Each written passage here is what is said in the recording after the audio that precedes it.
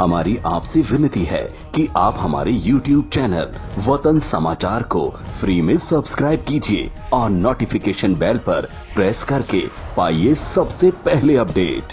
इलियास आदमी साहब 2019 के लोकसभा इंतखाबात सामने हैं। पूरे देश में महागठबंधन की एक चर्चा शुरू हुई है, लेकिन अभी तक उसका कोई नतीजा सामने नहीं आ रहा है। उसे किस तरह आप देखते हैं? इस मामले में मेरी राय अपनी कौम की राय से मिलती जुलती नहीं है।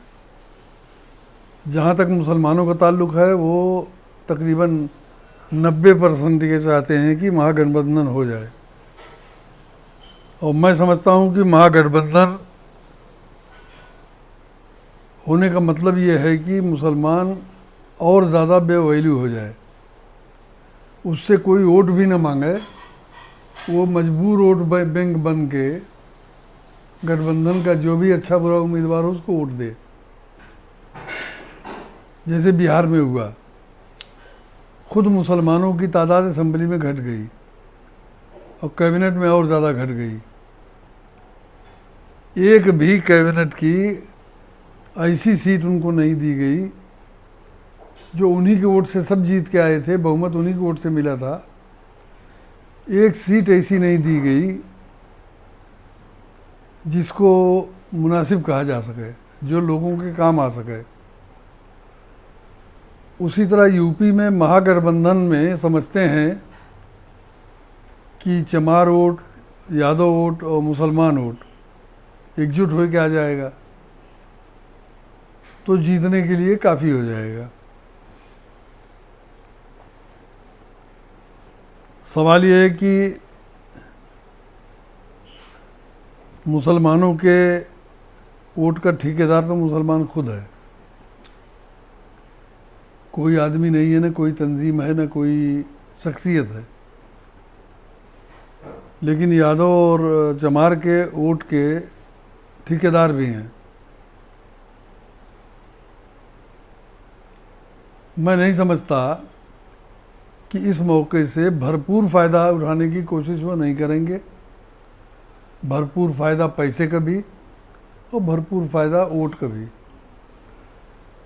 और दूसरों को दबाने का भी।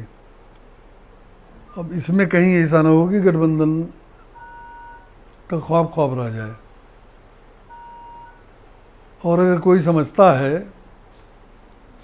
कि कोई तबका हमेशा हमेश के लिए किसी एक शख्स का गुलाम हो चुका है, वो भी गलत है। मैं जो हलचल देख रहा हूँ चमार कम्युनिटी में ज़्यादा और यादव कम्युनिटी में थोड़ा कम।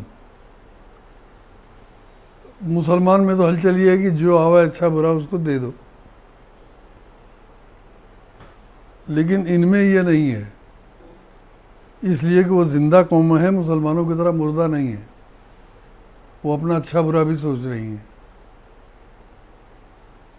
और चमार कम्युनिटी में चूँकि ज़्यादा जागरूक है, उसमें ज़्यादा हलचल है और अपने वोट को बेचे जाने के ख़िलाफ़ काफ़ी सेंसिटिव है।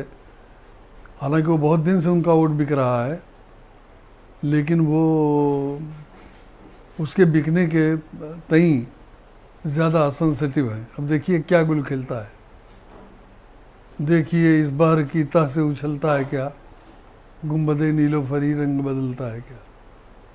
इलियास आदमी साहब, लेकिन एक अहम सवाल ये है कि यूपी के यादव के बारे में ये कहा जाता है कि अगर मुसलमान कैंडिडेट है तो वो भाजपा को वोट देता है। देखिए, पूरी कम्युनिटी के बारे में तो ये नहीं कहा जा सकता। कहीं कहीं भाजपा का अगर यादव है और सपा का मुसलमान है तो कुछ न कुछ यादव वोट भाजपा को जाता है। तो फिर मुसलमान क्यों सपा का गुलाम बना रहे? मैं तो कहता हूँ किसी का गुलाम नहीं बने रहना चाहिए, ना सपा का, ना बसपा का, ना कांग्रेस का, ना किसी का। कांग्रेस की गुलामी ही ने हमको वहाँ पहुँचाया है। तो आप जैसे लोग तहरीक क्यों नहीं चलाते हैं, मूवमेंट क्यों नहीं खड़ा करते हैं? अब भाई मैंने तो ज़िंदगी भर तहरीक चलाई, अब मैं बूढ़ा हो गया हूँ, अब मैं जिम्मेदारी से बरी हूँ।